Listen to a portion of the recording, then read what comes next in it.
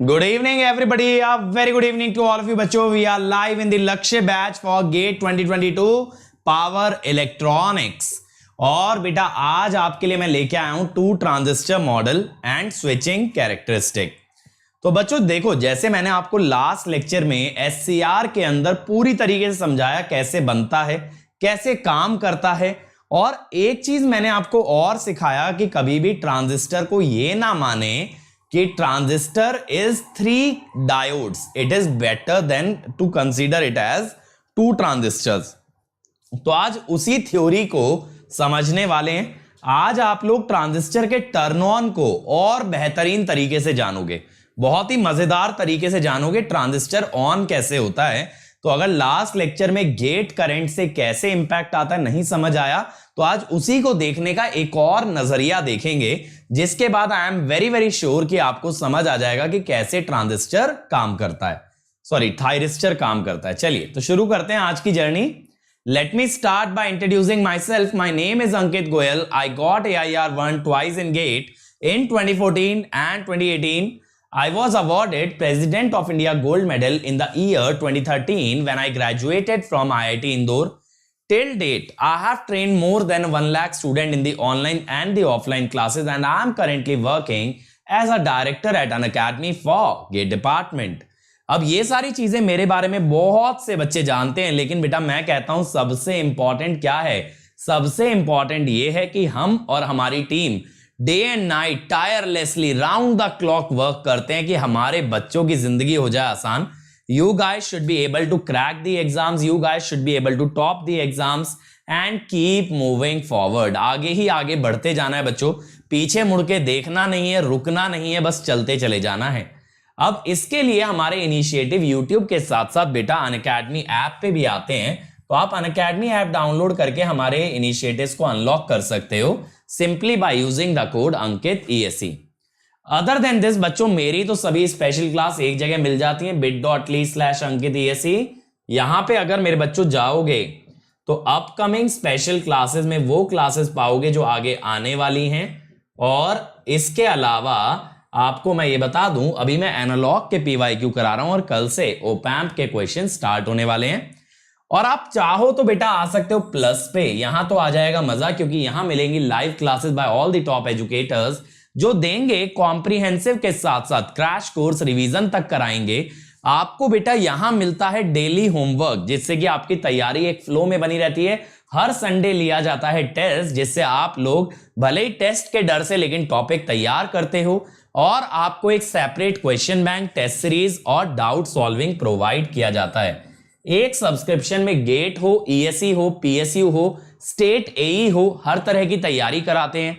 But जो बच्चे कहते हैं नहीं सर और चलेगा, अभी तो और चलेगा, दे गो विद आइकॉनिक. वहां ये सब के साथ मिलता है पर्सनल कोच जो बनवाता है पूरा स्टडी प्लानर.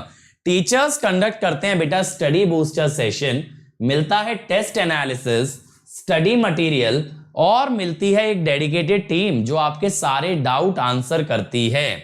यहां पे अगर आप कोड लगाते हो अंकित ESE तो आपको मिलेगा इमीडिएट 10% का डिस्काउंट और बेटा मेरी पर्सनल गाइडेंस में तैयारी का एक मौका, जिसमें आपको मैं रेगुलरली गाइड करूंगा, मोटिवेट करूंगा, इंस्पायर करूंगा. मेरे साथ डायरेक्टली कनेक्टेड रहोगे और इस कोड से जुड़े बहुत सारे एक्स्ट्रा बेनिफिट्स भी आपको दिए जाएंगे. और ये लेटेस्ट बैच है बेटा जिसके अंदर हमने डिजिटल से स्टार्ट किया. और मैं आपको बता दूं प्लस पे मैं 14 जुलाई से लेके आ रहा हूं इलेक्ट्रिकल मशीन्स का कॉम्प्रिहेंसिव कोर्स. और सोचो जब मशीन में होगा डेली असाइनमेंट तो मजा ही आ जाने वाला है, आग लग जाने वाली है बच्चों. तो मशीन्स के लिए कॉम्प्रिहेंसिव कोर्स आने वाला है प्लस पे, जिसको आप ज्वाइन कर सकते हो. क्योंकि बेटा इस साल मैं यूट्यूब पे मशीन्स और पावर सिस्टम इसका कॉम्प्रिहेंसिव कोर्स नहीं लूंगा. This is the only core subject that I will be taking, that is power electronics, है ना. क्योंकि मशीन और पावर सिस्टम के लेक्चर्स ऑलरेडी प्रेजेंट हैं यूट्यूब पे, तो दोबारा लेने का कोई मतलब नहीं.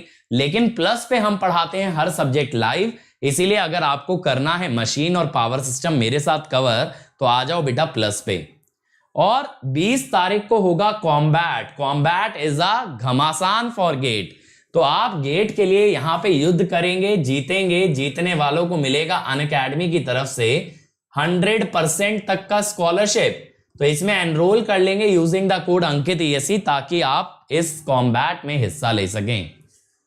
और बेटा जैसा मैंने बताया अनअकैडमी सब्सक्रिप्शन में जुड़ने वाले हैं डिजिटल नोट्स। ये हैं आपके कॉम्प्रिहेंसिव नोट्स, पूरी किताबें हैं जिसको लेक्चर के बाद आप रेफर कर सकते हो। और बेहतरीन लिखा बेटा, क्या कंटेंट लिखा है, मैंने खुद रीड किया, मजा आ गया। लेकिन साथ ही साथ प्राइस भी हाइक होने वाला है, तो भैया डबल ट्रबल है। अभी मिल रहा है डिजिटल नोट्स भी और प्राइस भी बढ़ने वाला है। इससे पहले प्राइस बढ़े, जल्दी से आ जाओ भैया, वरना उसी सब्सक्रिप्शन के लिए ज्यादा फीस पे करनी पड़ जाएगी। और देखो अभी अगर जुड़ते हो तो अंकित ESE के साथ 1 year fees is 27,225, 18 months 34,650, 2 years 39,600, iconic for 1 year 45,225, 2 years 66,600। Code लगाना ना भूलें अंकित ESE और 2 साल के लिए ज्वाइन करें ताकि पर मंथ फीस मिनिमम रहे। और आप चाहें तो इसे इंस्टॉलमेंट में पे कर सकते हैं विदाउट एनी इंटरेस्ट, या अनअकैडमी से ले सकते हैं एजुकेशन लोन की फैसिलिटी। चलिए तो आ जाते हैं बच्चों हम आज के टॉपिक पे, that is 2 transistor model of SCR। तो यार 2 ट्रांजिस्टर मॉडल में कुछ ऐसा कनेक्शन दिखता है, यहां तक हम पहुंचे कैसे ये मैं आपको समझाऊंगा, डरने वाली कोई बात नहीं है। आई विल टेल यू कि ये मॉडल बनाया कैसे गया। अब देखो यार, ट्रांजिस्टर आपका थायरिस्टर या SCR ऐसा होता है PNPN, ये होता है एनोड, ये होता है ड्रिफ्ट, ये होता है गेट, ये होता है कैथोड, ये होता है कैथोड। और कोई क्वेश्चन PDF हो तो सर सेंड करो। बेटा एक चीज बताओ, इतना तो प्लस वाले बच्चों का डिमांड नहीं होता जितना यूट्यूब वाले बच्चों का डिमांड होता है कि सर PDF सेंड कर दो क्वेश्चंस की। अरे मेरे बच्चे, मैंने तुम्हें सोर्सेज बता दिए, कनोडिया है, GATE previous year, ESE previous year, PS Bimbhra, ये सारी किताबें लगा लो। इसका PDF मिलता है, PDF लेके लगा लो, या फिर सेकंड हैंड बुक खरीद सकते हो, बुक खरीद के लगा लो। लेकिन बेटा अब कुछ चीजें तो खुद भी करोगे, सारी चीजें थाली में परोस के नहीं ना मिल सकती हैं। चलिए अब आइए आगे बढ़ते हैं। अब देखो बेटा मैंने क्या किया, मैंने ये N और P रीजन्स को आधा इधर ले लिया, देखो आधा तो बेटा मैंने इधर ले लिया N और P रीजन्स को, और आधा ले लिया राइट हैंड साइड पे, समझ रहे हो, देखो जरा, है ना, आधा इधर आधा इधर, ऐसे ऐसे बांट दिया। अब ये बन गया मेरे बच्चे एक PNP ट्रांजिस्टर, ये बन गया NPN, ये इसका एमीटर हुआ। मैंने बताया था ना हाईली डोप्ड रीजन को एमीटर लेना है, हाईली डोप्ड रीजन बना इसका एमीटर, बीच में आया बेस, नीचे आ गया कलेक्टर, इधर इसका कलेक्टर बेस और फिर ये हाईली डोप्ड वाला एमीटर। यानी पहले ट्रांजिस्टर का PNP का कलेक्टर दूसरे के बेस से जुड़ा है, PNP का बेस NPN के कलेक्टर से जुड़ा है। तो देखो बेटा PNP का बेस NPN के कलेक्टर से जुड़ा है, समझ रहे हो, ये जुड़ गया। देखो PNP का बेस NPN के कलेक्टर से जुड़ गया, NPN का बेस PNP के कलेक्टर से जुड़ गया, ये लो भाई, ये जुड़ गया, इस तरह से जुड़ गए। ऊपर आ गया एनोड, नीचे आ गया कैथोड, और ये बन गया गेट। बेटा वीडियो बुक में प्लस वालों को दे के क्या करूंगा, वो यूट्यूब के लेक्चर हैं, उनकी बुक बना के अगर मैं प्लस वालों को दे भी दूंगा उनको क्या फायदा, वो तुम ही लोगों के लिए है, तुम्हें बहुत जल्द एक्सेस मिल जाएगा, उसके अंदर आपको सारे लेक्चर वेल अरेंज फॉर्म में मिलेंगे।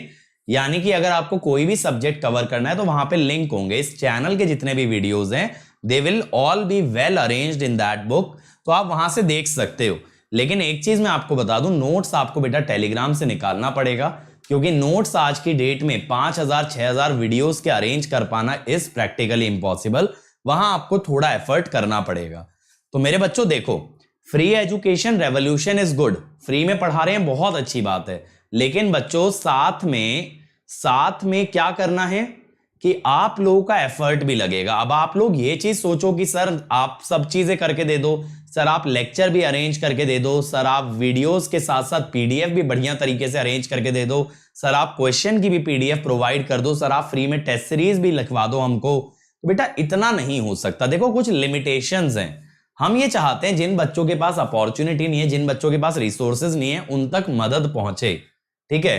लेकिन अगर इसी तरीके से डिमांड आती रही तो कुछ समय बाद ये डिमांड आएगी कि सर एग्जाम भी आप ही लिख दो, हम क्या करेंगे, नौकरी हम कर लेंगे पक्का, बस एक बार आप एग्जाम दे आओ। बट ये चीजें अच्छी नहीं है ना, ये चीजें अच्छी नहीं है। आप लोग भी अपने एंड से एफर्ट डालो यार। तो थोड़ा एफर्ट आप डालो, थोड़ा एफर्ट हम डालेंगे। खैर हम तो बहुत डाल रहे हैं, थोड़ा तो नहीं, लेकिन थोड़ा एफर्ट आप भी डालोगे तो साथ में बहुत बढ़िया रैंक ले आओगे। लेकिन आपका एफर्ट जरूरी है यार, स्पून फीडिंग नहीं। आप लोग को चाहिए कि सब कुछ थाली में परोस के मस्त तरीके से मिल जाए, आपको कुछ ना करना पड़े। बट बेटा ऐसे लाइफ में सक्सेस नहीं हासिल होती। सक्सेसफुल वही लोग होते हैं जो अपने लिए मेहनत करना जानते हैं। ठीक है, चलो अब आ जाओ। अब बेटा यहां पे क्या होगा, देखो यार, अब आ जाओ बच्चों।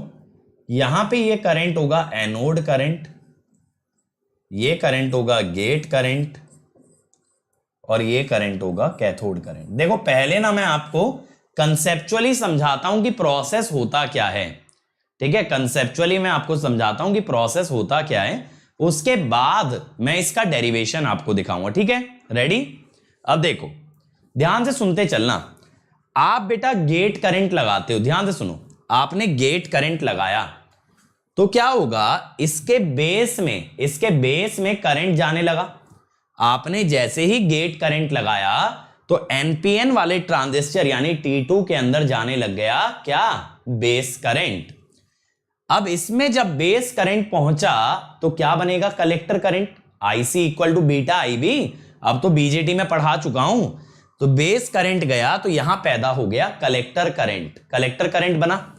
बेटा इसका जो कलेक्टर करंट है मेरे बच्चे, इसका जो कलेक्टर करंट है वो दूजे के लिए तो बेस करंट है।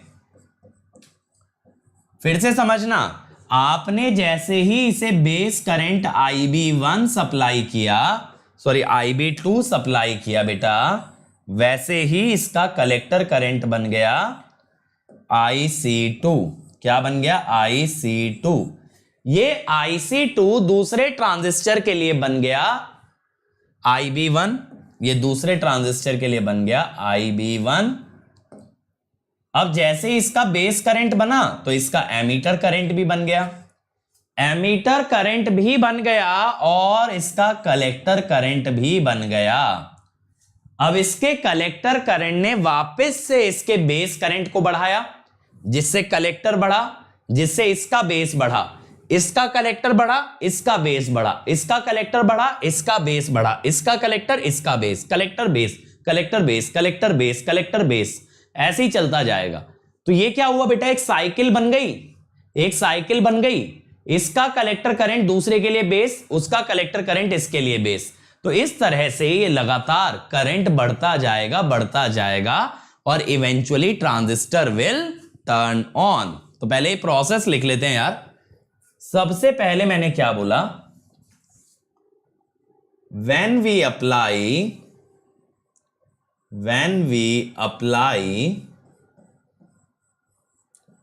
gate current,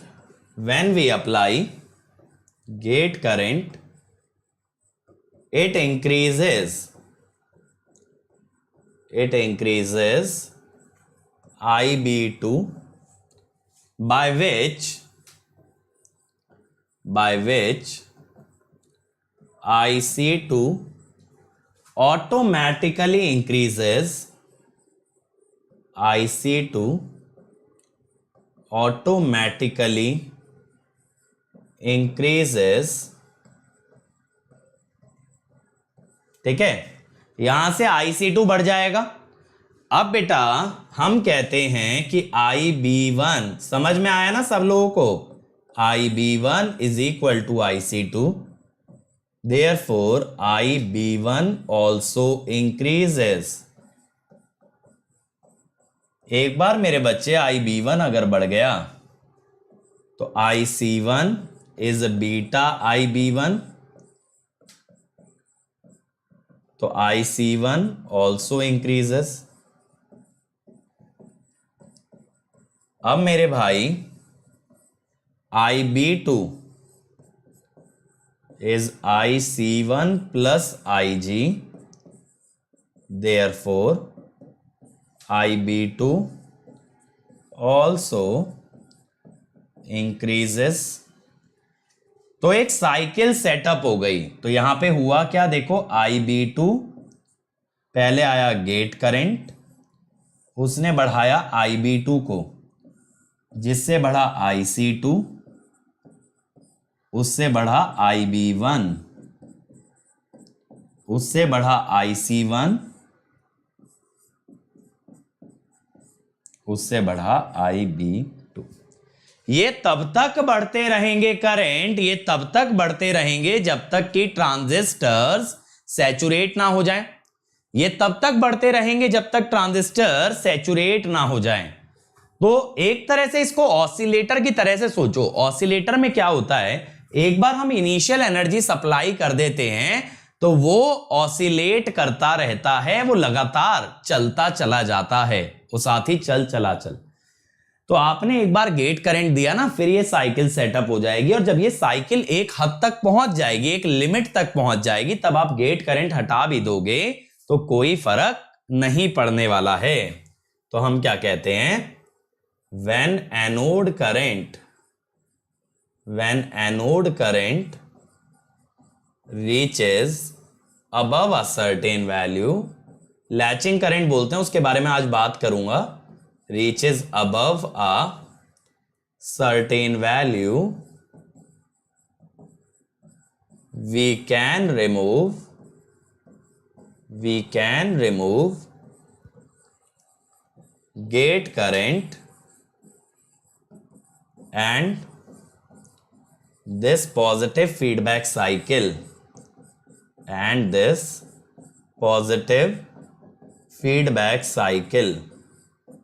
will continue.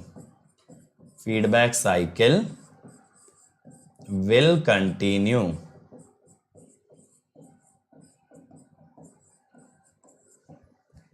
ठीक है, समझ गए?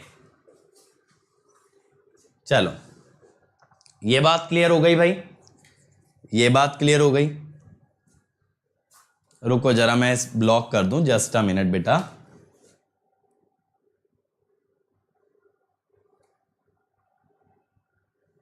चलो, डोंट वरी, हमारी लर्निंग के बीच में कोई आएगा, दिस वी वोंट टॉलरेट। आ जाओ भाई। अब बेटा यहां पे क्या होता है, अब यहां पे आगे क्या होगा, आगे समझते हैं। अब ना मैं आपको डेरिवेशन कराता हूं। अब डेरिवेशन में हम लोग सबसे पहले क्या लिखेंगे बेटा, आप लिख सकते हो anode current is collector current plus base current. 41, देखना मेरे भाई जरा, anode current is collector current plus base current, ठीक है। लेकिन बेटा ये जो बेस करंट है 1 का, that is going to be the collector current of second, ठीक है, that is going to be collector current of second, IC1 plus IC2, ये हो गया। अब बेटा IC2, यहां पे मैं क्या कहता हूं, एक चीज समझना, IC is actually alpha IE plus ICBO। Sir इसका मतलब समझा दो। देखो ये समझना, alpha IE is component of collector current,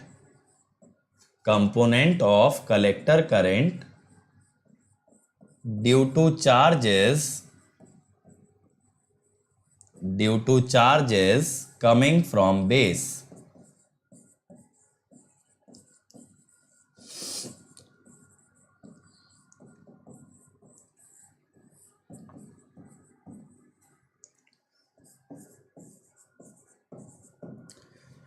तो देखो, component of collector current due to charges coming from base, sorry coming from emitter, है ना। मैंने आपको बताया था ना, एमीटर से चार्जेस चलते हैं, बेस में रिकम्बाइन होते हैं, बचे कुचे कुछ चार्जेस कलेक्टर तक पहुंचते हैं।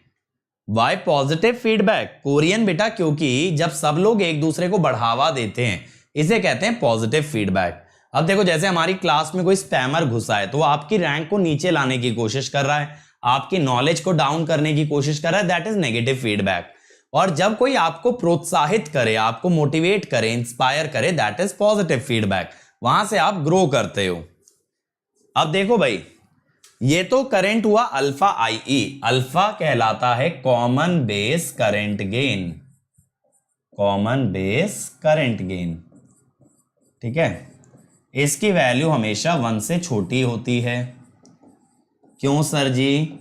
क्योंकि बेटा एमीटर के सारे चार्ज कलेक्टर तक नहीं पहुंचते, सिर्फ कुछ चार्जेस पहुंचते हैं, बाकी बेस में धर लिए जाते हैं। अब ICBO क्या है? ICBO है reverse saturation current, reverse saturation current of collector base junction. भाई कलेक्टर बेस का जंक्शन रिवर्स बायस है तो उसका रिवर्स सैचुरेशन करंट है ICBO।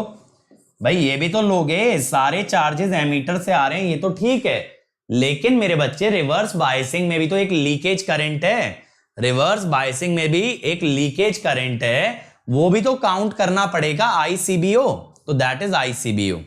चमका यहां तक? अब मेरे बच्चों हमें यहां पे ये इंफॉर्मेशन मिल चुकी है कि IA is IC1 plus IC2, correct? IC1 plus IC2। अब ये मिलने के बाद IC1 को मैं लिखता हूं अल्फा 1 IE1 प्लस ICBO1, फिर इधर लिखो अल्फा 2 IE2 प्लस ICBO2। देखते चलो बच्चों।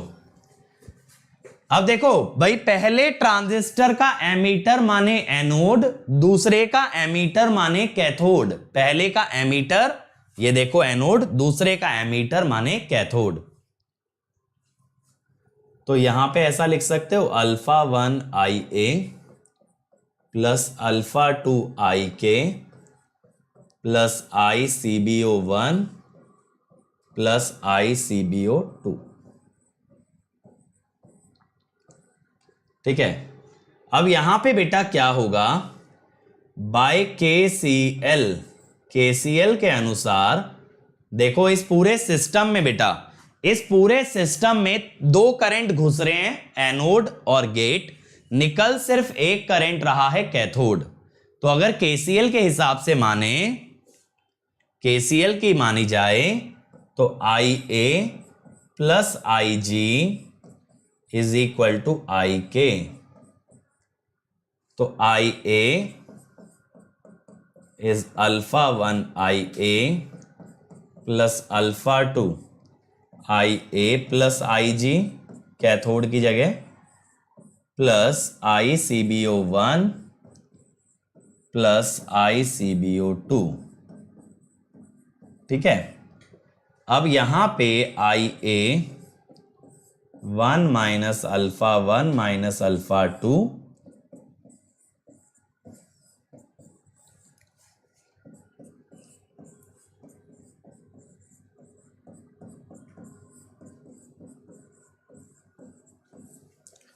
तो यहां पे IA कितना मिल गया देखो जी,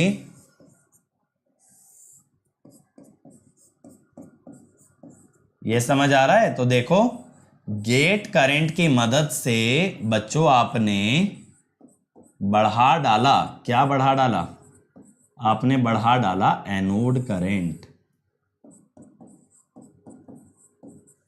ठीक है। ये नजर आ गया ना, गेट करंट की मदद से आपने एनोड करंट बढ़ा दिया भाई, with the help of gate current.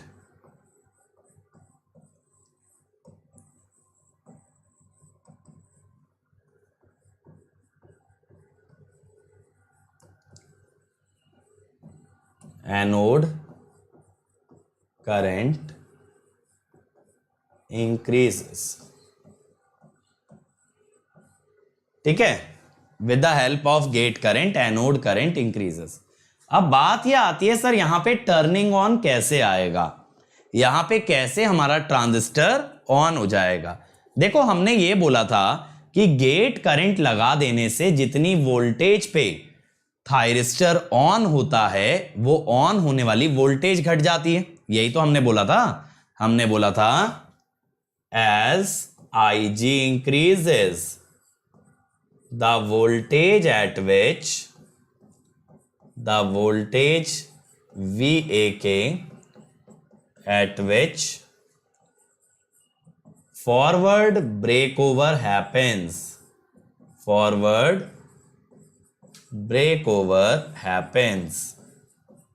reduces। देखो मजा आने वाला है आपको। अब ये कैसे होता है सर, कम वोल्टेज पे ऑन हो जाए, या वोल्टेज का क्या रोल है टर्निंग ऑन में? ठीक है, क्या रोल है टर्निंग ऑन में? बेटा ICBO 1 और ICBO 2 को इग्नोर इसलिए नहीं किया, इसमें नीचे ये आ गया ना फैक्टर 1 से छोटा, तो ये टर्म एक्चुअली बढ़ गई। अब सुनना बात को, बड़ा मजा आएगा। चलो एक नई चीज सिखाता हूं जो एनालॉग में सिखाता हूं अक्सर, बट वो यहां भी सिखा देते हैं। देखो अर्ली इफेक्ट। अर्ली ना एक साइंटिस्ट थे, ये मत समझना ये जल्दी की बात हो रही है। Early was a scientist.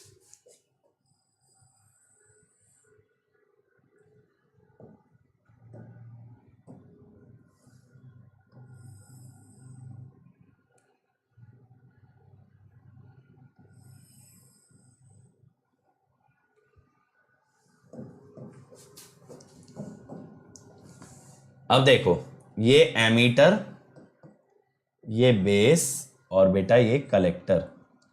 अब आप क्या जानते हो मेरे बच्चे कि आप ये जानते हो बेस और कलेक्टर के बीच में ना एक डिप्लीशन लेयर होता है रिवर्स बायसिंग के कारण, जानते हो ना? रिवर्स बायसिंग के कारण एक डिप्लीशन लेयर होता है। यहां पे N P साइड पे नेगेटिव आयंस होते हैं, ठीक है, और N साइड पे पॉजिटिव आयंस होते हैं, राइट। अब बेटा देखो क्या होता है, समझना। When collector base junction is reverse biased,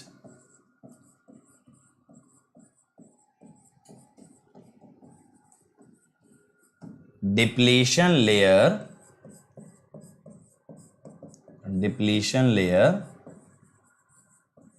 exists across junction, ठीक है। डिप्लीशन लेयर आएगी भाई इसके अक्रॉस, ये बात तो समझ ही रहे होगे। अब बेटा यहां पे जो डिप्लीशन लेयर आ रही है इसके अंदर एक इलेक्ट्रिक फील्ड भी बन रही होगी ना, प्लस से माइनस। यही इलेक्ट्रिक फील्ड तो क्या कर रही थी, यही इलेक्ट्रिक फील्ड तो ये कर रही थी ना कि जब इलेक्ट्रॉन यहां से इधर आ रहे थे डिफ्यूजन से, तो इन इलेक्ट्रॉन्स को ये कलेक्टर में ले जा रही थी। यही तो वो इलेक्ट्रिक फील्ड थी, ठीक है, यही तो वो इलेक्ट्रिक फील्ड थी कि बेटा यहां पे ये जो इलेक्ट्रॉन N से Pi डिफ्यूजन से उन पे फोर्स लगा के उन्हें ले जाती थी। अब अर्ली इफेक्ट क्या कहता है?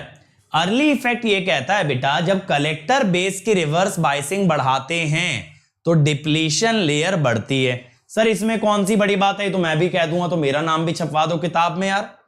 नहीं बेटा बड़ी बात है यहां। बड़ी बात क्या है अभी समझते हैं, पहले ये पॉइंट लिख लें। as reverse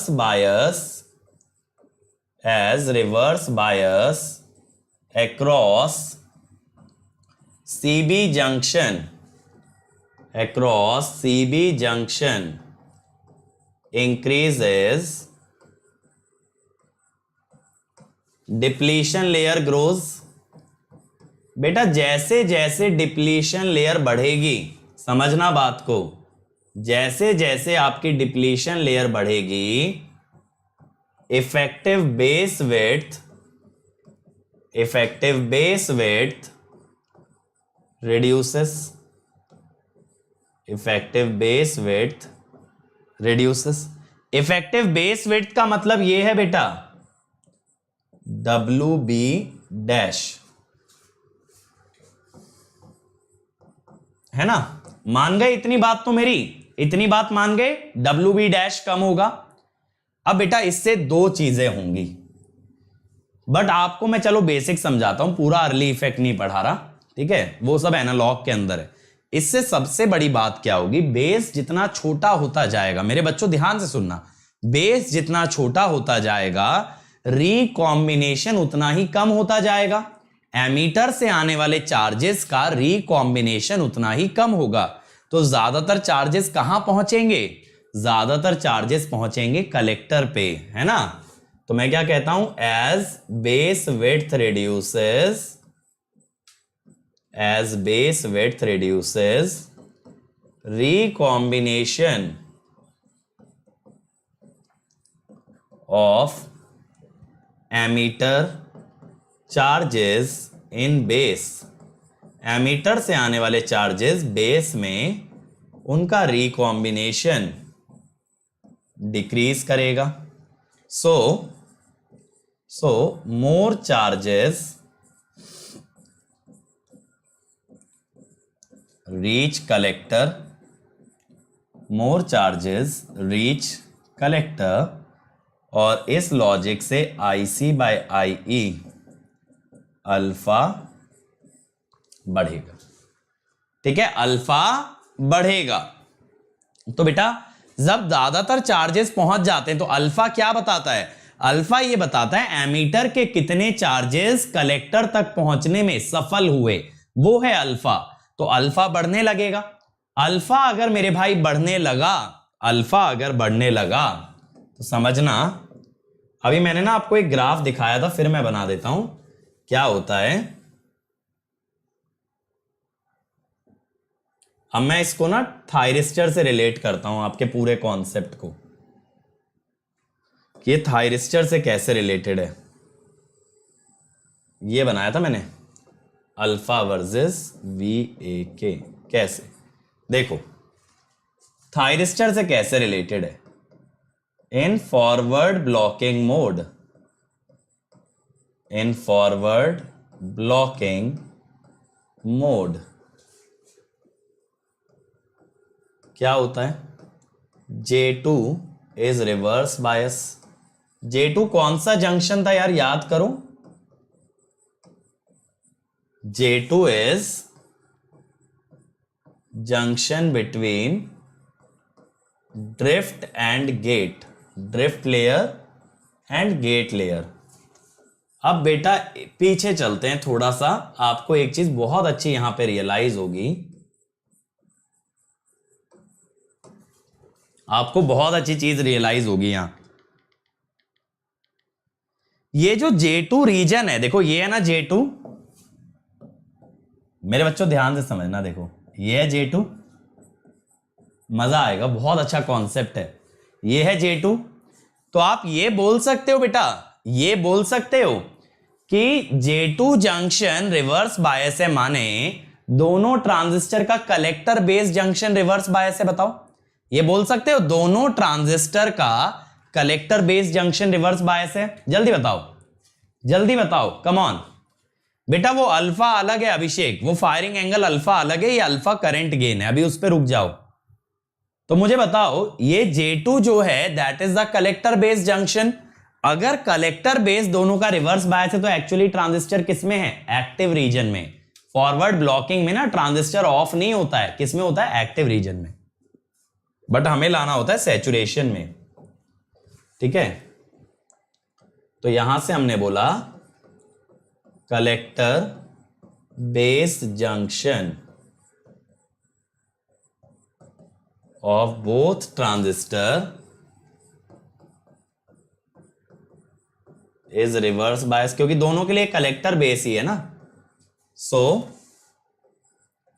both transistor are in active region, are in active region, ठीक है, दोनों ट्रांजिस्टर एक्टिव रीजन में है। अब बच्चों यहां पे क्या होगा, अब यहां पे क्या होगा, अब यही वाली सिचुएशन तो आ गई बेटा जो अभी पढ़ के आए हो, यहां भी तो कलेक्टर बेस रिवर्स बायस था, सेम यही सिचुएशन है। अब मैं बोलता हूं, सुनना, as VAK increases anode cathode voltage reverse bias across J2 increases. So depletion layer grows,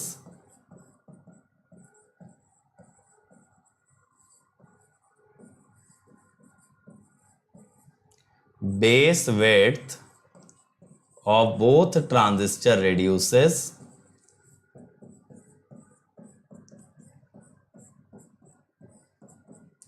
alpha 1 and alpha 2 increase. अब समझ आया अल्फा VA के साथ कैसे बढ़ रहा है, अल्फा एनोड कैथोड वोल्टेज के साथ कैसे बढ़ रहा है। ये बात समझ में आई कि नहीं आई, बोलो जल्दी से, जल्दी से बोलो। एनोड कैथोड वोल्टेज के साथ अल्फा कैसे ग्रो कर रहा है, ये बात क्लियर हुई भाई, ये बात क्लियर हो गई सब बच्चों को बढ़िया से।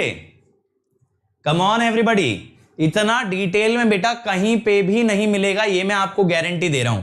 मैं कोई भी चीज अनसॉल्व नहीं छोड़ूंगा, आपको हर चीज का रीजन विद डेरिवेशन हर चीज मिलेगी, और बहुत तगड़े विजुअलाइजेशन के साथ। आप बार बार बेटा, बार बार आप ये देखो, आप डिवाइस के अंदर उतर जाते हो, आप मॉनिटर करते हो कैसा डिप्लीशन लेयर है, कैसे चार्जेस हैं, कैसी इलेक्ट्रिक फील्ड है, चीजें बहुत अच्छे से समझ आती हैं। अब final nail in the coffin, final कील ठोक देते हैं भाई। अब मैं क्या बोलता हूं, when base region gets completely depleted,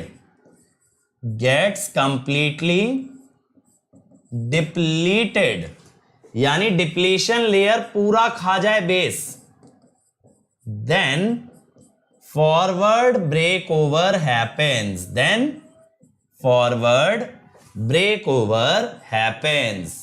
और इसको पता है डिवाइसेस में एक और नाम से जानते हैं, पंच थ्रू।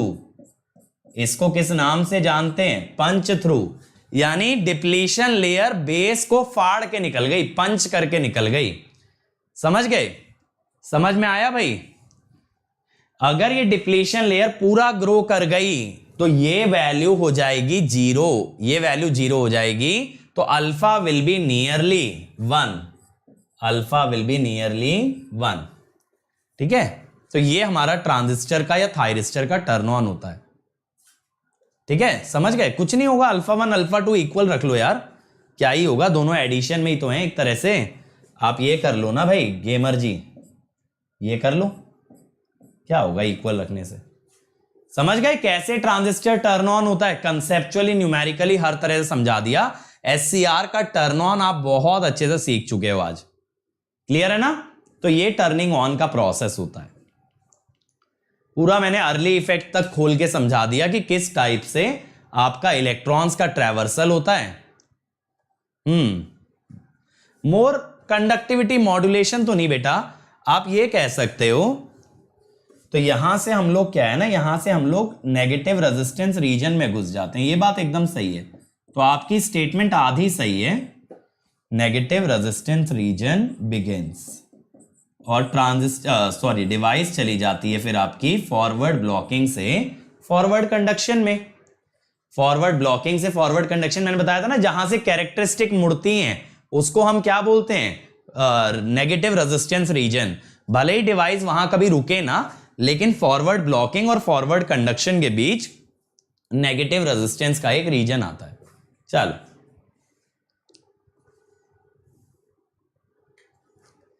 यू आर वेलकम बेटा, you are welcome Gamak.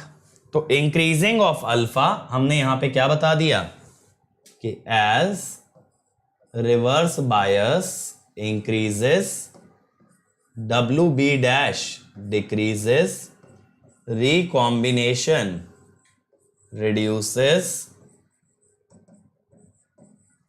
and alpha which is IC by IE increases।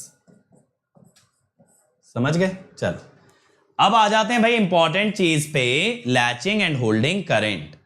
Satpal देखो, डिवाइस सब तक डिवाइस तब तक डैमेज नहीं होगी जब तक उसका करंट उसकी थर्मल लिमिट को ना एक्सीड कर जाए। और मैंने बताया था बेटा करंट कितना फ्लो करेगा, ये बात इस पे डिपेंडेंट होती है कि एक्सटर्नल सर्किट कितना करंट फ्लो करवा रहा है। समझ रहे हो, एक्सटर्नल सर्किट कितना करंट अलाउ करेगा, बस उस बात पे ये चीज डिपेंड करती है। तो जब तक एक्सटर्नल सर्किट से आने वाला करंट डिवाइस की लिमिट से ज्यादा ना हो जाए, डिवाइस जलेगी नहीं। ठीक है, चल अब आ जाओ लैचिंग एंड होल्डिंग करंट पे। देखो लैचिंग करंट की पहले बात करते हैं बेटा। Latching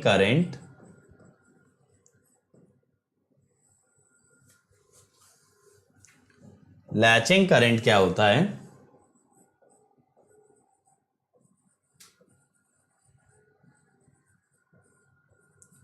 minimum anode current above which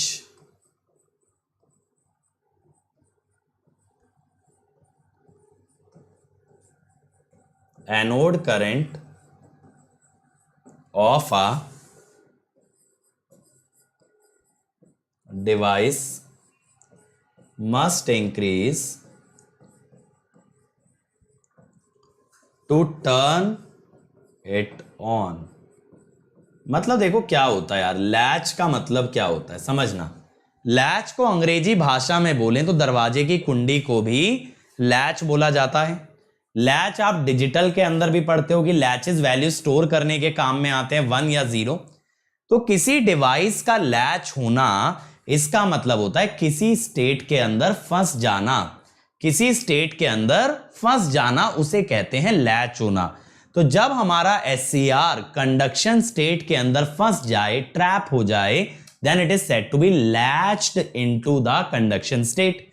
इसको डिजिटल से कंपेयर करो, लैचेस का क्या काम होता है? वैल्यू को स्टोर करना, 0 या 1 को स्टोर करना। तो लैच हो जाती है वैल्यू, माने उसके अंदर ट्रैप हो जाता है 0 या 1। सेम वे में यहां पे SCR ट्रैप हो जाता है इन द कंडक्शन स्टेट। तो मैं लिख भी देता हूं, SCR getting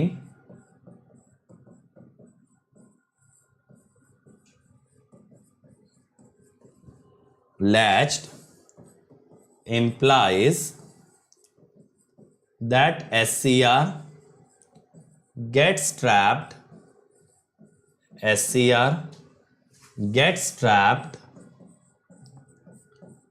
into conduction state,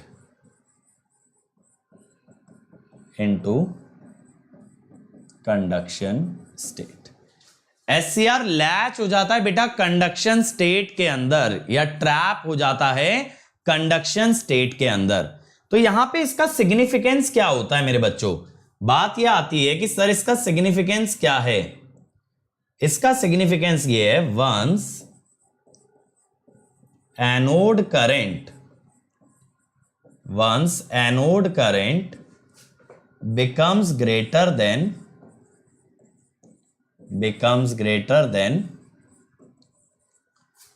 latching current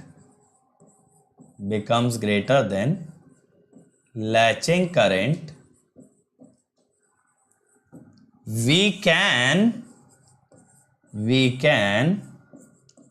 remove gate pulse। ठीक है, उसके बाद वो ट्रैप हो चुका है। मतलब ऐसा समझो, जो लैचेस भी आप डिजिटल में पढ़ते हो, एक बार आप इनपुट देके उसमें वैल्यू स्टोर कराते हो। अब वैल्यू जब स्टोर हो गई तो आप उसका इनपुट हटा भी दोगे तो वैल्यू वहीं पे स्टोर्ड रहने वाली है। जैसे आपने कंप्यूटर की हार्ड डिस्क में एक फाइल स्टोर कर दी, अब कंप्यूटर अगर आप शट डाउन करोगे तो क्या वो फाइल हार्ड डिस्क से चली जाएगी? नहीं जाएगी, वो फाइल हार्ड डिस्क में वहीं पे रहने वाली है। सेम वे में जब आपने SCR को एक बार लैच करा दिया ऑन स्टेट में, आप गेट करंट हटा भी दो तब भी वो ऑन ही रहने वाला है। बात समझ में आ गई? तो बेटा यहां से हमें यह मालूम चलता है, वी डेराइव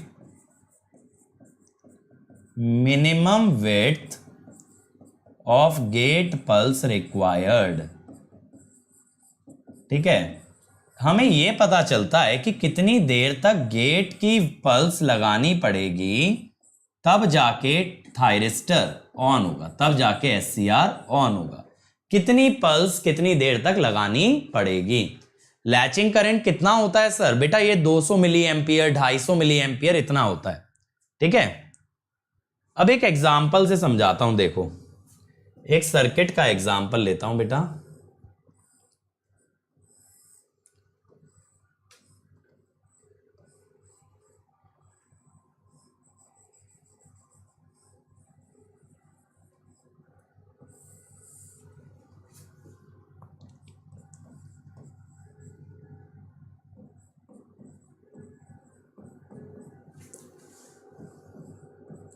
मान लो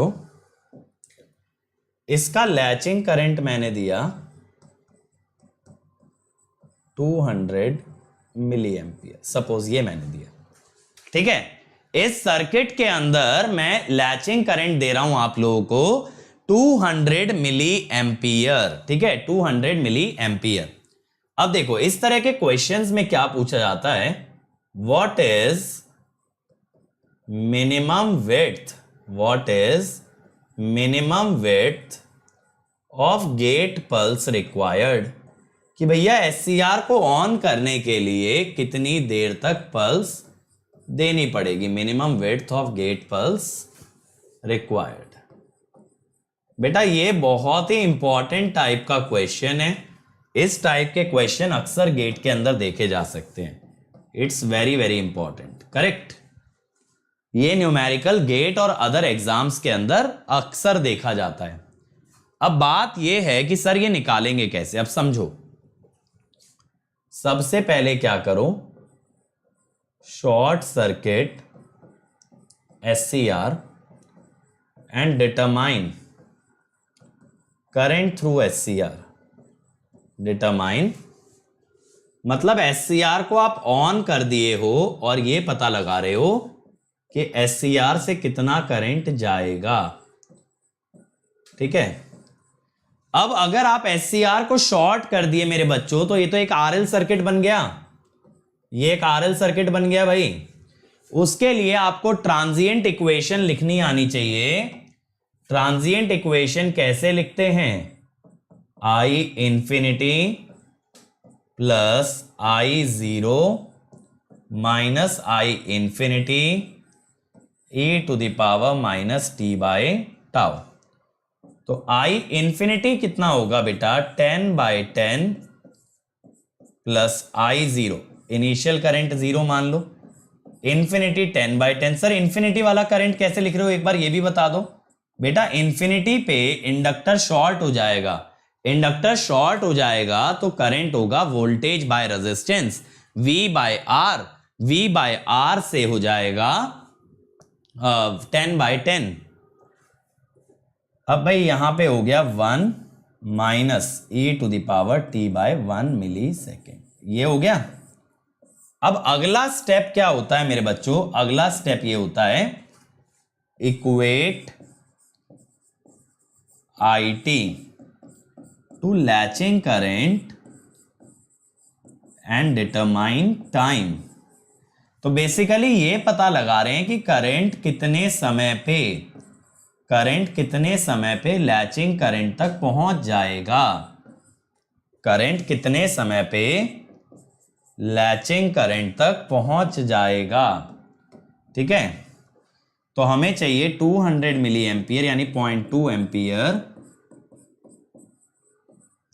तो ये हुआ, तो t is 1 millisecond minus 1 millisecond ln 0.8। बताना जरा कितना आ रहा है, log ऑफ 0.8 0.223।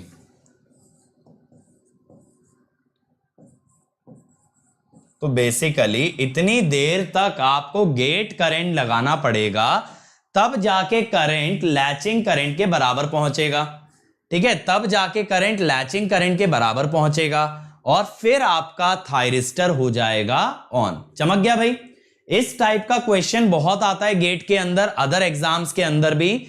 और सर्किट थोड़ा सा मॉडिफाई भी हो सकता है एक आधा रेजिस्टेंस फालतू लगा दे, है ना, हो सकता है एक और आरएल सर्किट दे दे, कुछ भी दे सकता है। आपको बस ये पता लगाना है कितने समय पे करंट लैचिंग करंट के बराबर हो जाएगा।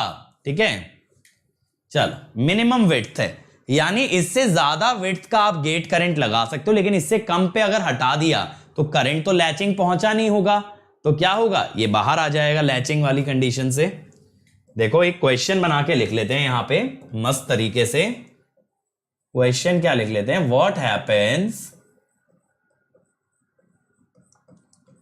If gate pulse is removed, gate pulse is removed before anode current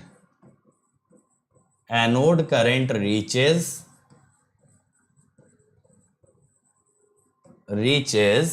latching current। ठीक है, क्या होगा भाई, गेट पल्स अगर आपने हटा दी तो बेटा इस सिचुएशन के अंदर क्या होगा, SCR fails to turn on, SCR on ही नहीं हो पाएगा, वापस से ऑफ हो जाएगा। SCR fails to turn on, ठीक है, तो वापस से क्या हो जाएगा, ऑफ हो जाएगा। Gate pulse value, short trick बता दीजिए सर। बेटा इसमें लॉन्ग ट्रिक कहां थी, एक करंट की इक्वेशन लिख के करंट के बराबर करके टी निकालना था। अब वो तो मैं तुम्हें समझा रहा हूं इसलिए इतना लंबा लिखा हूं, वरना इक्वेशन लिखना तो इजी था यहां पे मेरे बच्चे। इससे भी शॉर्ट क्या करोगे बताओ, है ना। चलो यहां तक हमें समझ आ गया। बेटा एपेक्सा अगर आईटी का इक्वेशन लिखना सीखना है तो नेटवर्क देखो बेटा ट्रांजिएंट, ठीक है। चलो अब इसके बाद मेरे बच्चों अगली क्वांटिटी जो थी आपकी दैट वाज होल्डिंग करंट। तो देखो जैसे लैचिंग करंट का रिलेशन होता है थायरिस्टर के टर्न ऑन से, ऐसे ही होल्डिंग करंट का रिलेशन होता है एससीआर के टर्न ऑफ से। तो हम यहां पे क्या कहते हैं, the current below which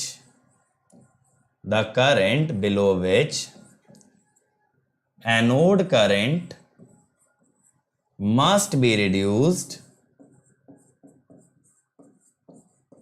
to turn off SCR।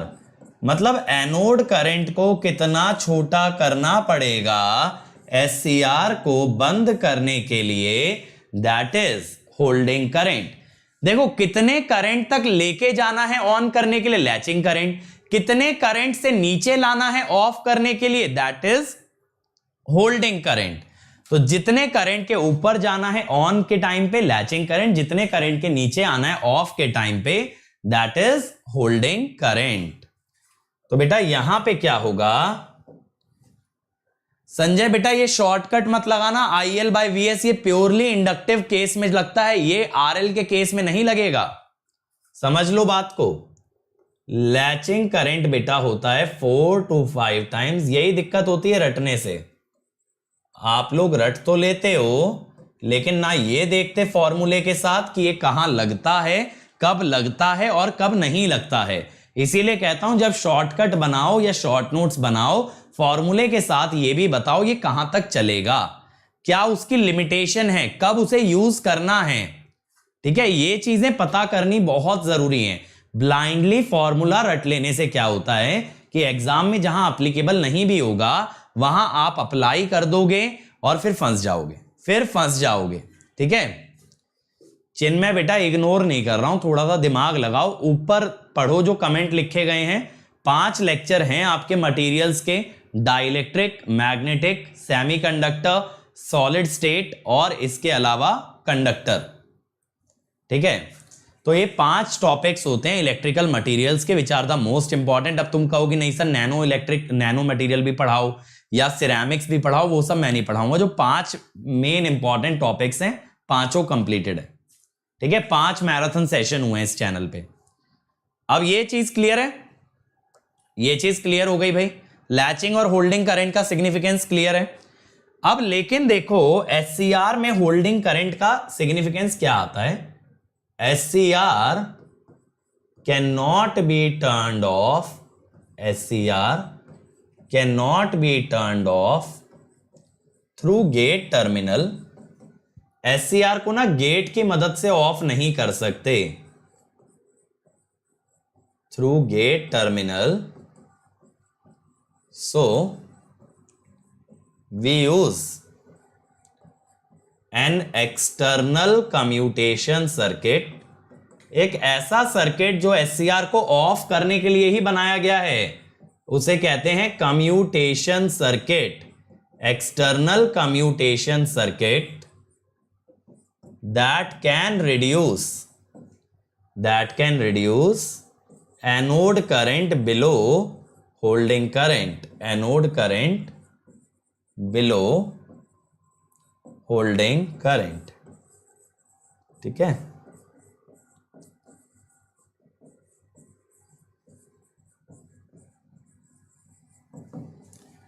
सही है ना, सही है भाई, ये बात क्लियर हो गई। चल अब आते हैं स्विचिंग कैरेक्टरिस्टिक पे। स्विचिंग का मतलब क्या होता है, स्विचिंग का मतलब जब एससीआर ऑन होगा या ऑफ होगा तो how will the current end voltage very with time. ठीक है, तो लैचिंग और होल्डिंग के बीच होगा अभिषेक, ये अलग अलग टाइम पे है करंट, ऑन होते समय लैचिंग देखना है और बंद करते समय होल्डिंग देखना है। अगर ऑन हो चुका है और आप बंद करना चाह रहे हो तो लैचिंग का कोई सिग्निफिकेंस नहीं है, और अगर बंद पड़ा है ऑन करना चाह रहे हो तो होल्डिंग का कोई सिग्निफिकेंस नहीं। मतलब जैसे ऐसा सोचो कि आप 7 बजे सुबह उठते हो और रात को 12 बजे सोते हो। ठीक है, आप सुबह 7 बजे उठते हो, रात को 12 बजे सोते हो। अब मैं कहूं 7 से 12 के बीच क्या होगा, ऑब्वियसली आप जगे हुए होगे, है ना। जब आप जग रहे हो तो रात के 12 बजे का कोई सिग्निफिकेंस नहीं, तब सुबह के 7 बजे देखे जाएंगे। और जब आप सो रहे हो तो सुबह के 7 बजे का कोई सिग्निफिकेंस नहीं, तब रात के 12 बजे का टाइम देखोगे। सेम चीज आपको देखनी है कि बेटा जब एससीआर को आप ऑन कर रहे हो, यानी पहले से बंद पड़ा है उसे ऑन कर रहे हैं, तब हम देखेंगे कि करंट लैचिंग के ऊपर कब गया। अब एससीआर चालू है, चल रहा है, अब उसे बंद करना है तो लैचिंग का कोई मतलब नहीं, अब देखोगे होल्डिंग के नीचे कब जाएगा। ठीक है, चल आ जाओ स्विचिंग कैरेक्टरिस्टिक पे आते हैं। पहले टर्न ऑन की बात करेंगे। अब टर्न ऑन के अंदर ना बेटा सबसे पहले आपने गेट करंट लगाया। जब गेट करंट 90% पहुंच जाए, 90% किसके, अपनी मैक्सिमम वैल्यू के, ये इसकी मैक्सिमम वैल्यू आई जी, इससे जब ये 90% पहुंच गया तब हम बात करते हैं एनोड करंट के बढ़ने की। इसके बाद 3 टाइम डिफाइन होते हैं। पहला होता है delay time TD, delay time TD. अब ये क्या होता है सर, देखो ये होता है time in which anode current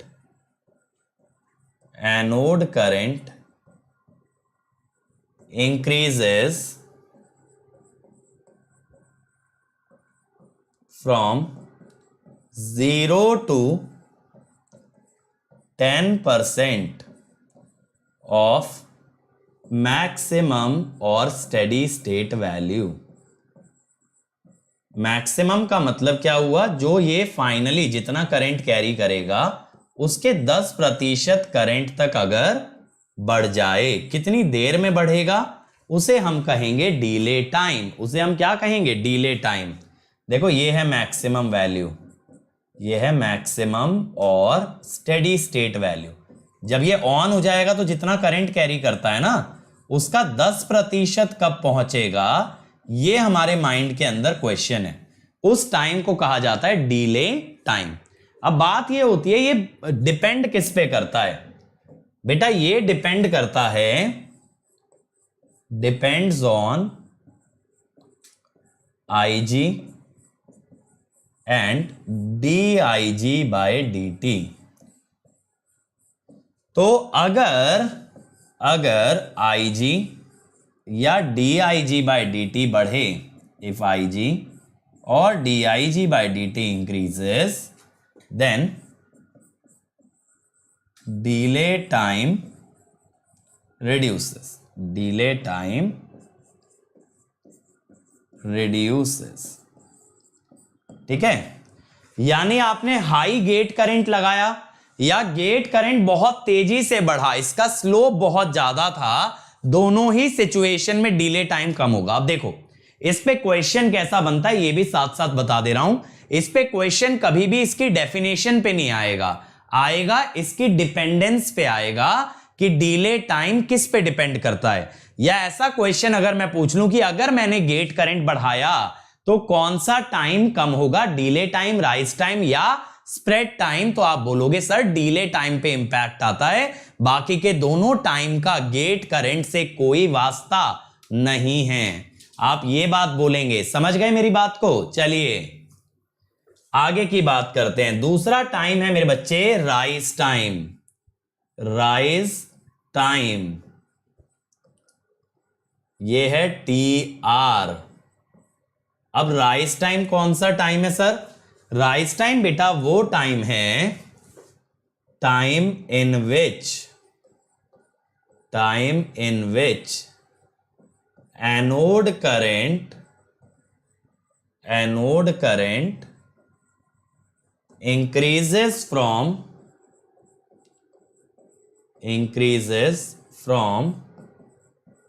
10% to 90% of maximum और steady state value।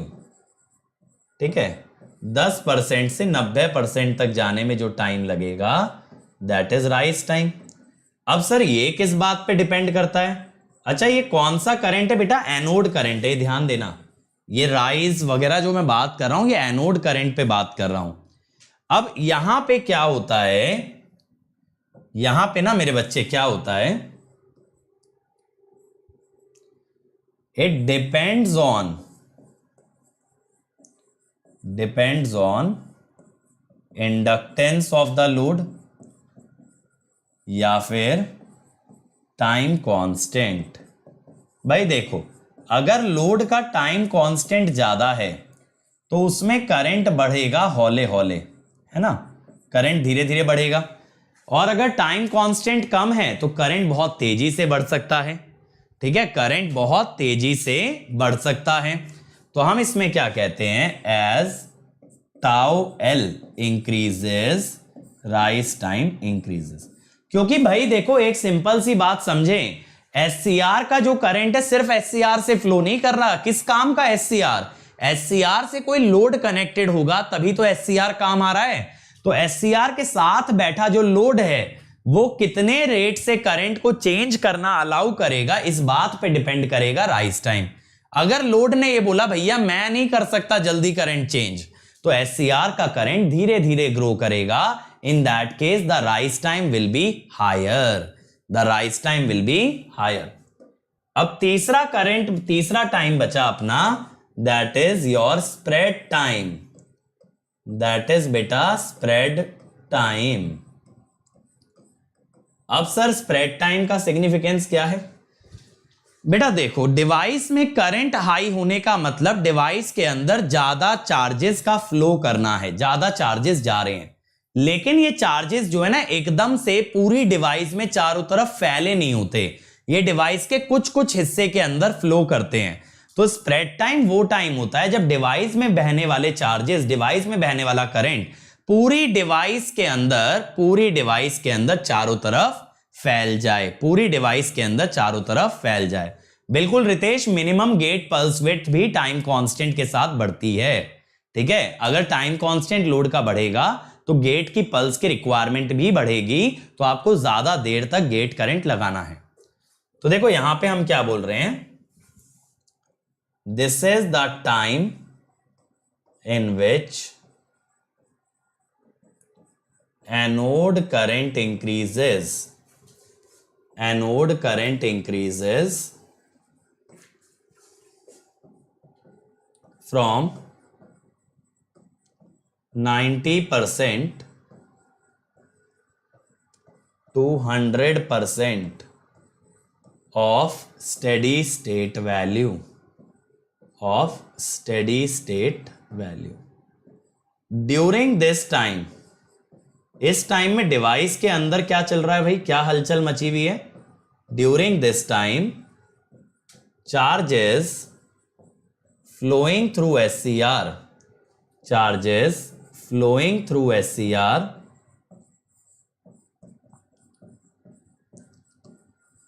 gradually spread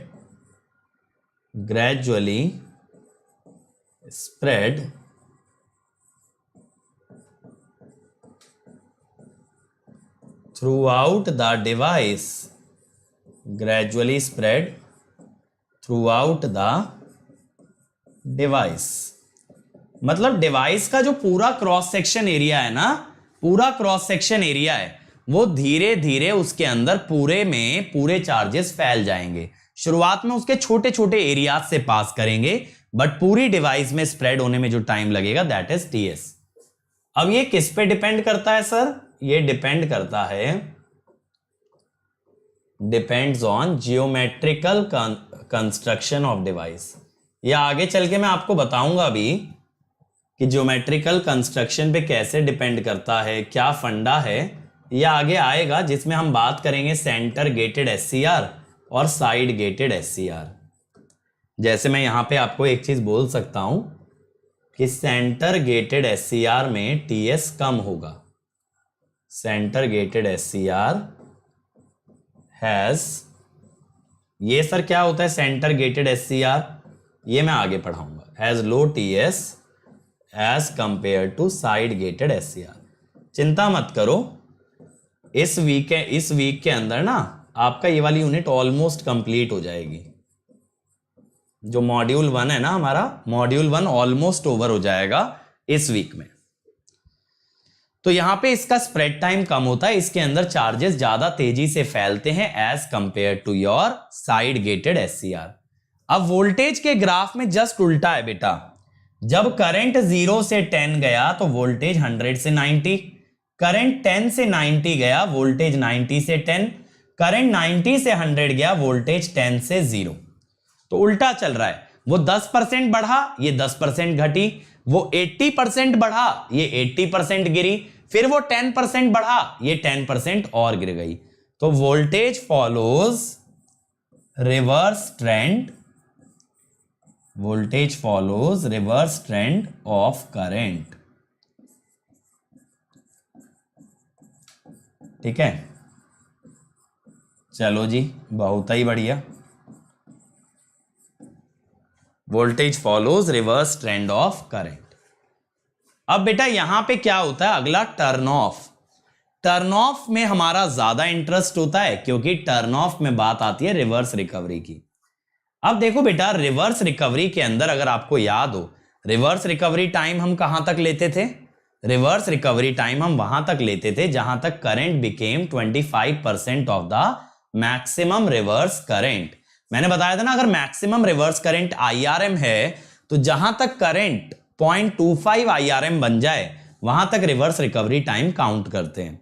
reverse recovery time था क्या बेटा? रिवर्स रिकवरी टाइम वो टाइम था जिसके अंदर डिवाइस में जो पहले से चार्जेस थे उन चार्जेस को हम बाहर निकाल रहे थे, एक्सट्रैक्ट कर रहे थे, या ये कह दो वापस से डिप्लीशन लेयर हम कंस्ट्रक्ट कर रहे थे। तो इसके अंदर भी बेटा दो टाइम आते हैं, एक आता है रिवर्स रिकवरी, एक आता है गेट रिकवरी। एक एक करके समझते हैं। पहले मैं बात कर रहा हूं आप लोगों से रिवर्स रिकवरी टाइम की।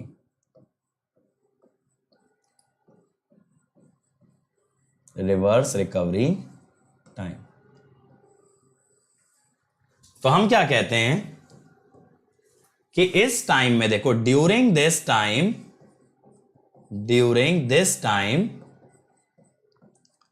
Reverse current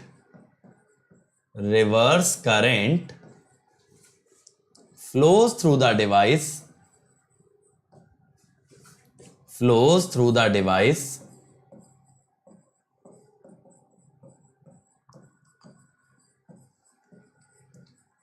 and the stored charges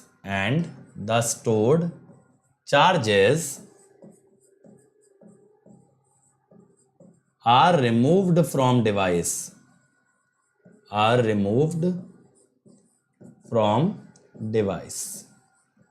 ठीक है, स्टोर्ड चार्जेस को रिमूव किया जाता है। ठीक है, ये बात क्लियर हो गई। रिवर्स रिकवरी टाइम, यहां पे बेटा रिवर्स रिकवरी टाइम में जब हम बात करते हैं time at which current crosses zero, current becomes negative कह दो या तो, टू द टाइम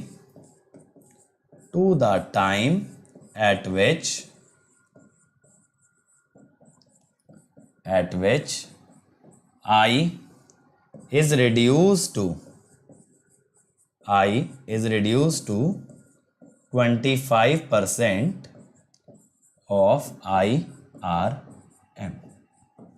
ठीक है, ये हुआ।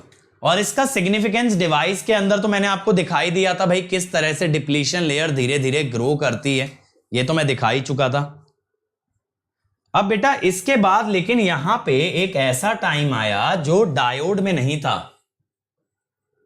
That is get recovery time. ये डायोड में नहीं था, इसके बारे में हम पहली बार सुन रहे हैं इन एससीआर। ये क्या है?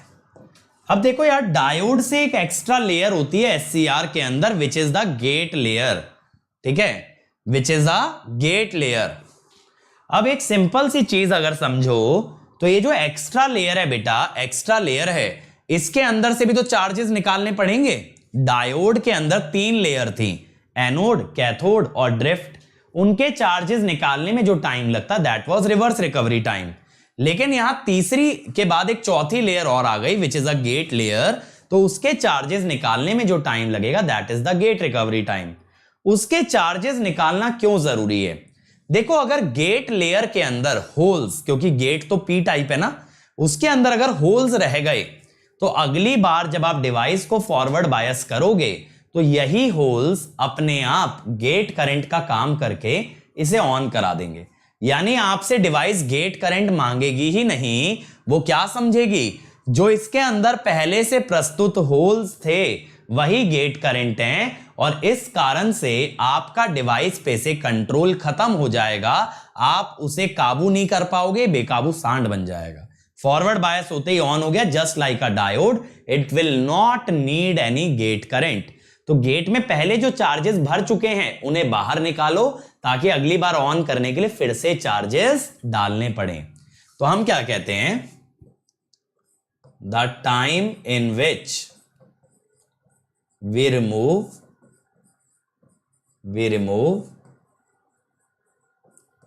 stored charges from gate layer,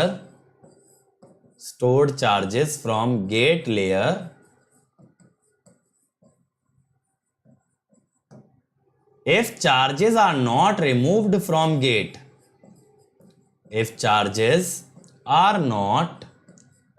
removed from gate,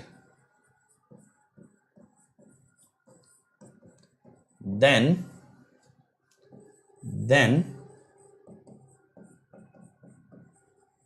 they will act as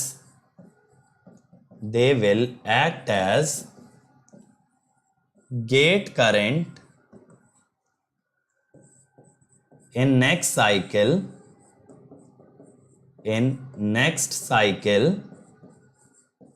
when device is forward biased।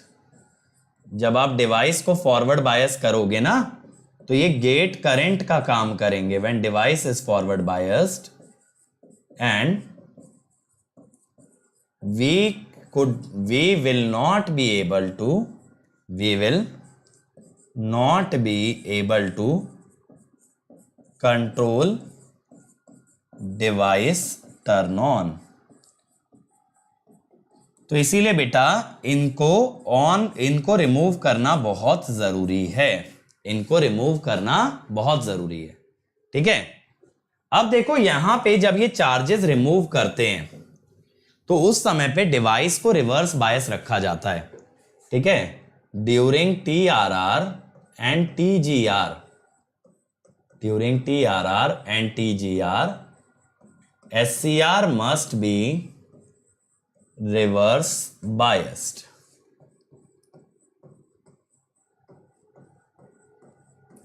तो बेटा यहां पे हम एक टर्म डिफाइन करते हैं जिसको हम बोलते हैं डिवाइस टर्न ऑफ टाइम। क्या बोलते हैं? Device turn off time. ये होता है बच्चे आपका TQ। क्या होता है? TQ। अब डिवाइस टर्न ऑफ टाइम चीज क्या है बेटा? Time for which SCR must remain, time for which SCR must remain reverse biased to remove stored charges in the device। मतलब ये देखो SCR की ना रिक्वायरमेंट है कि इतनी देर तक उसे रिवर्स बायस करके रखना पड़ेगा, तब SCR आपका ऑफ हो पाएगा। जैसे मान लो बच्चों कि मैं आपको एक असाइनमेंट देता हूं, मान लो, ऐसा मानना, ठीक है, दे नहीं रहा हूं, कभी कहो सर आपने बोला था असाइनमेंट दोगे। मान लो कि मैंने आपको एक असाइनमेंट दिया, अब उसमें 20 क्वेश्चन। अब मैंने आपसे पूछा भाई कितना टाइम लगेगा करने में, आपने बोला कि सर एक दिन मुझे लगेगा, मैं 24 आवर्स के अंदर इसे पूरा कर सकता हूं। वो है SCR का रिक्वायरमेंट। SCR क्या कह रहा है कि मुझे कितना टाइम लगता है ऑफ होने में, that is the device turn off time. अब हम क्या कहते हैं, एक और टर्म यहां पे आती है which is called as the circuit turn off time. ये मत कहना सर्किट को ऑफ होने में कितना टाइम लगता है, नहीं, ये बहुत बड़ा मिसकंसेप्शन है बच्चों में कि नाम से पकड़ते हैं कि सर्किट को ऑफ होने में जितना टाइम लगे that is circuit turn off time. नहीं बेटा, सर्किट टर्न ऑफ टाइम क्या है? The time for which device is kept, device माने SCR, device is kept reverse biased by external circuit। अब देखो ऐसा ही जो एग्जांपल अभी मैं आपको दे रहा हूं, मैंने आपको एक असाइनमेंट दिया, पूछा आपको कितना टाइम लगेगा, तो आपने बोला सर 24 घंटे लगेंगे, 24 घंटे लगेंगे, ठीक है। अब आपने बोला 24 घंटे लगेंगे, ये तो आपने मांगा इतना टाइम, इतनी मोहलत आपने मांगी, लेकिन मैंने दी कितनी? मैंने आपको डेडलाइन क्या दी? That is circuit turn off time. तो सर्किट कितना टाइम देता है SCR को ऑफ होने के लिए, that is circuit turn off time. और SCR की नीड कितनी है, that is device turn off time. तो हम क्या बोलते हैं कि circuit turn off time is some safety factor into device turn off time. SF क्या है? सेफ्टी फैक्टर, ठीक है। तो ये होता है greater than 1, SF is usually 2। अब क्या होता है ना बेटा, अगर TC लेस देन TQ रहा, it is called as commutation failure. मतलब आपकी जो नीड है उससे कम टाइम अगर मैंने आपको दिया तो आप असाइनमेंट नहीं सबमिट कर पाओगे। वो अलग बात है बेटा, आप लोग झूठ बोलते हो, अगर आपको 10 घंटे लगेंगे तो आप 24 मांगोगे, बट SCR ऐसा थोड़ी है, आपकी तरह थोड़ी है। SCR शरीफ बच्चा है, अगर उसे TQ टाइम लगता है तो TQ ही मांग रहा है, तो आप उससे ज्यादा दो ताकि ये आप मेक श्योर कर पाओ कि ये बंद हो जाए, ये मेक श्योर कर पाओ कि ये डिवाइस आपकी बंद हो जाए। अगर आपने ये मेक श्योर कर लिया तो आप सेफ हो कि भैया डिवाइस बंद हो गई होगी, उसने बोला था 10 सेकंड लगते हैं बंद होने में, मैंने तो 20 दिए थे, जब 10 ही लगते हैं तो 20 में तो हो ही जाएगा। अब अगर SCR होता हमारा इंजीनियर तो 20 सेकंड के वो आखिरी के 1 सेकंड तक वेट करता बिफोर टर्निंग ऑफ कि अरे यार कर लेंगे, जल्दी किस बात की, अपने पास खूब टाइम है। जैसे आप एग्जाम्स में करते हो, एससीआर ऐसा ही करता, लेकिन एससीआर इंजीनियर नहीं, एससीआर एक डिवाइस है। तो एससीआर ने बोला अगर 10 सेकंड लगेंगे, आपने उससे डबल उसे दिया 20 सेकंड की, चल ठीक है तो 20 ले, लेकिन बंद हो जाना भाई मेरे, आप चार्जेस रिमूव कर देना, ऐसा ना हो जाए कोई चार्ज छूट जाए। तो एससीआर गारंटीड ऑफ हो जाएगा। लेकिन उसने बोला 10 लगेंगे ना भाई, मैं तो 5 ही दूंगा, फिर काम भी वैसा ही होगा 5 वाला, काम भी वैसा ही होगा बेटा 5 वाला, फिर वो बंद नहीं हो पाएगा। फिर आप अगली बार ऑन करोगे ना तो वो ऑटोमेटिकली ऑन हो जाएगा, आपके कंट्रोल में नहीं रहेगा, आपके कंट्रोल में नहीं रहने वाला, फिर वो ऑटोमेटिकली ऑन होगा। ठीक है। कम्यूटेशन सर्किट, हां ये चीज जो है टीसीए डिसाइड होता है कम्यूटेशन सर्किट से। कम्यूटेशन सर्किट पे अभी ज्यादा बात नहीं करूंगा, एससीआर का कम्यूटेशन चॉपर के साथ पढ़ाऊंगा, क्योंकि वो कम्यूटेटेड चॉपर्स होते हैं, एससीआर कम्यूटेटेड चॉपर्स। तो वहां पे चॉपर्स के साथ कम्यूटेशन सर्किट कवर करूंगा। लेकिन अभी के लिए मान लो एक एक्सटर्नल सर्किट लगाया जाता है जो एससीआर के करंट को पहले एनोड करंट से नीचे लेके जाता है, उसके बाद उसे रिवर्स बायस करता है फॉर अ टाइम टीसी। ये भी मैं लिखवा देता हूं कि कम्यूटेशन सर्किट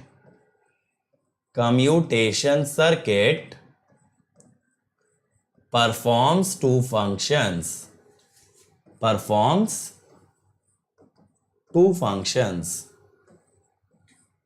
कौन कौन से 2 function? First one,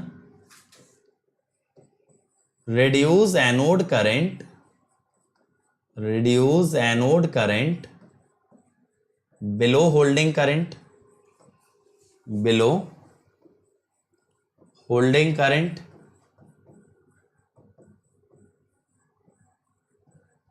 and the second one, reverse bias SCR for a time TC। ठीक है, SCR को TC टाइम तक रिवर्स बायस करेगा। तो ये 2 काम कम्यूटेशन सर्किट के होते हैं और ये दोनों काम उसे परफॉर्म करने जरूरी है। बिल्कुल बेटा, मेरा जोक रीड कर पाना बहुत मुश्किल है क्योंकि मैं स्ट्रेट फेस से जोक करता हूं। अब मेरे से पढ़ते पढ़ते यार 1 साल से ऊपर हो गया तुम लोगों को, अब तो आपको आदत हो जानी चाहिए इस बात की। चलो, तो ये हुई आज की बातें। अब देख लेते हैं कितना सीखे हो तुम लोग। लो जी, पहला क्वेश्चन आ गया। The 2 transistor model of SCR can be obtained by bisecting the SCR vertically horizontally, the top to bottom to bisecting the middle 2 layer. बताओ भाई। थैंक यू प्रियांक बेटा, थैंक यू। अरे इलेक्ट्रॉन रिकवर नहीं कर रहे, तुम कोई रिकवरी एजेंट थोड़ी हो भाई आशुतोष कि ला भाई मेरे इलेक्ट्रॉन वापस कर। SCR का जो गेट रीजन है, जो पी लेयर है, उसके पी लेयर में जितने एक्स्ट्रा होल्स बैटरी ने डाले थे वो बाहर निकालने पड़ेंगे, बस। Answer will be D, bisecting the middle 2 layers. बीच की 2 लेयर काटी थी ना, बेस और कलेक्टर। चलो अगला, thyristors can be turned off by, thyristors can be turned off by, अभी लिखवाया है बेटा, अब ये गलत ना हो, जल्दी बताओ,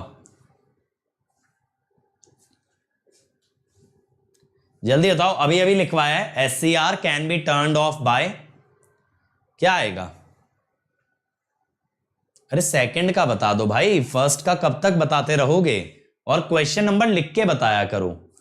और देखो कोई ऐसे डालता है ना B B B B B B B B B, तो यूट्यूब उसका कमेंट रोक लेता है। तो काहे एक की पे चढ़ के बैठ जाते हो एकदम कि उस पे मुक्का ही बजाए जा रहे हो? बेटा टूट टाट गई ना तो फिर किसी काम की रह नहीं जाएगी। हाँ, 1 and 2, ठीक है। Gate current has no control during turn off, gate current turn off में कुछ करता ही नहीं। Gate current has no control during turn off, ठीक है, उसका काम ऑन में है।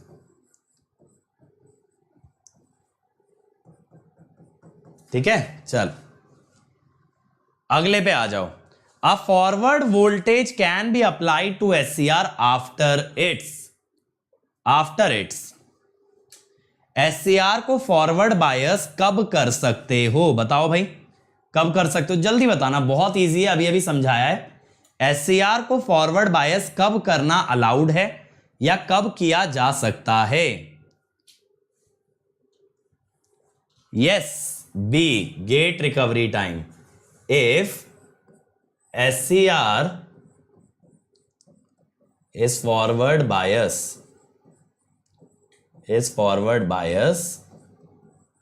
before TGR, क्या होगा? charges in gate region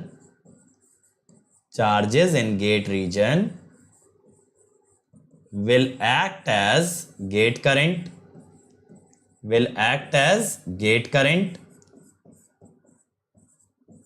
और इससे क्या होगा? इससे कोई फॉरवर्ड ब्लॉकिंग नहीं हो पाएगी।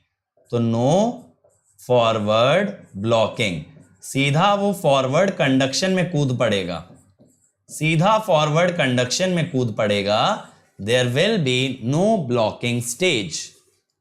चलिए अगला, the 2 transistor model of a thyristor consist of 2 transistor. ये तो बहुत इजी है, बता दो यार, कौन से 2 ट्रांजिस्टर आते हैं थायरिस्टर के अंदर? अभी देख के आ रहे हो, शुरुआत ही आज वहां से की थी। बताओ भाई, कौन से 2 ट्रांजिस्टर आते हैं? बहुत बढ़िया, NPN एंड PNP। ये सारे क्वेश्चन बेटा ऐसे नहीं है जो मैं आपसे एग्जाम के अंदर पूछूंगा या एग्जामिनर पूछेगा। ये क्वेश्चंस में एक आधा क्वेश्चन एग्जाम रेलिवेंट होता है, बाकी ये चेक करते हैं कि आपने लेक्चर कितने ध्यान से अटेंड किया है। बाकी जो एग्जाम स्पेसिफिक क्वेश्चन होते हैं वो मैं आपको डीपीपी में कराता हूं। जैसे देखो, ये वाला क्वेश्चन अच्छा था, ये क्वेश्चन अच्छा था, ये क्वेश्चन अच्छा था, ऐसा एग्जाम में आ जाएगा।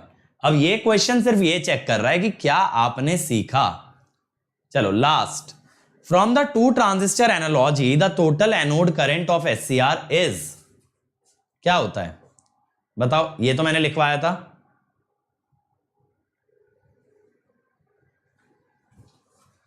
वो तो मुझे पता ही है प्रियांक बेटा, मैंने सही कहा क्योंकि मैंने गेट जब 2 बार टॉप किया है, तो एक्चुअली मैं ये तो तुम्हें बता ही सकता हूं कि कैसे कॉम्पिटिटिव एग्जाम निकालना है। इसमें तुम्हारे सही करने की जरूरत नहीं है, सही फील करने की, तुम्हें इसको अपनाना है, एग्जीक्यूट करना है। Answer will be B.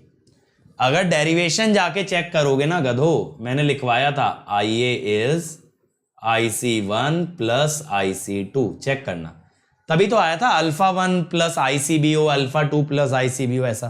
तो आंसर बी आता है, ठीक है? That is your total anode current. चलो, अब बेटा आज के लिए इतना ही रहेगा। आपको अगर मेरी बच्चे स्पेशल क्लासेस देखनी है तो यहां पे अवेलेबल है bit.ly/Ankit ESE।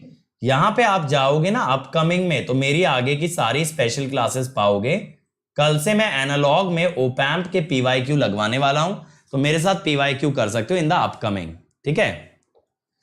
अब 20 तारीख बेटा याद रखना, 20 तारीख को 11 बजे कॉम्बैट होगा। इसके लिए एनरोल कर लेना अनअकैडमी ऐप पे using the code Ankit ESE, जिससे कि मैं चेक कर पाऊं कि मेरे बच्चों ने कैसा परफॉर्म किया, और अच्छा फोड़ोगे तो फिर आप लोग यहां से 100% स्कॉलरशिप भी लेके जा सकते हो, ठीक है? अब इसके बाद देखो 9 जून से हमारा लेटेस्ट बैच स्टार्ट हुआ है। इस बैच के अंदर आपका पूरा सिलेबस कॉम्प्रिहेंसिव कराया जाएगा, और इस बैच में 14 जुलाई से मैं मशीन स्टार्ट कर रहा हूं। 14 जुलाई से 28 अगस्त तक रोज 4 घंटे आपका मशीन चलेगा। 160 घंटे का सब्जेक्ट करेंगे, बेहतरीन तरीके से कॉन्सेप्ट और न्यूमेरिकल सब कराया जाएगा। और बेटा अनअकैडमी में हम लोग ऐड करने जा रहे हैं डिजिटल नोट्स, जहां पे कंप्लीट बुक्स आपकी ऐड हो रही हैं, which will be helping you after the lecture. तो यहां किताबें रहेंगी जो अनअकैडमी डेवलप कर रहा है, बहुत ही ग्राफिकल कंटेंट रहेगा, पढ़ने में मजा भी आएगा और सीखने भी बहुत कुछ मिलेगा। बट बेटा ये भी ध्यान रखें कि प्राइस बढ़ने वाला है अनअकैडमी सब्सक्रिप्शन का, तो इससे पहले प्राइस बढ़े इमीडिएटली ज्वाइन कर लो, क्योंकि नया फीचर ऐड हो रहा है, नया सब्जेक्ट आ रहा है, और बहुत सारे नए इनिशिएटिव प्लस पे ऐड होने वाले हैं। अब देखो अंकित ESE के साथ आपकी 1 ईयर फीस होगी 27,225, 18 months 34,650, 2 years 39,600। तो 2 इयर्स के लिए जाना ताकि पर मंथ फीस मिनिमम रहे और आप इसे इंस्टॉलमेंट में भी पे कर सकते हो। अनअकैडमी से एजुकेशन लोन की फैसिलिटी भी ले सकते हो। Iconic 1 year 45,225, 2 year 66,600। अगेन बेटा प्रेफर गोइंग फॉर 2 ईयर। और अंकित ऐसे कोड लगाना मत भूलना, आपको मिलेगा मेरा पर्सनल गाइडेंस और बहुत सारे एडेड बेनिफिट्स। और ये मेरा अनअकैडमी प्रोफाइल है in case you want to talk to me, chat with me. और इसके अलावा बच्चों ये मेरा टेलीग्राम चैनल है in order to stay notified about any new initiative. So thank you everybody. अब हम लोग मिलेंगे बेटा कल मिलेंगे same time same place, SCR को आगे कंटिन्यू करेंगे। Thank you.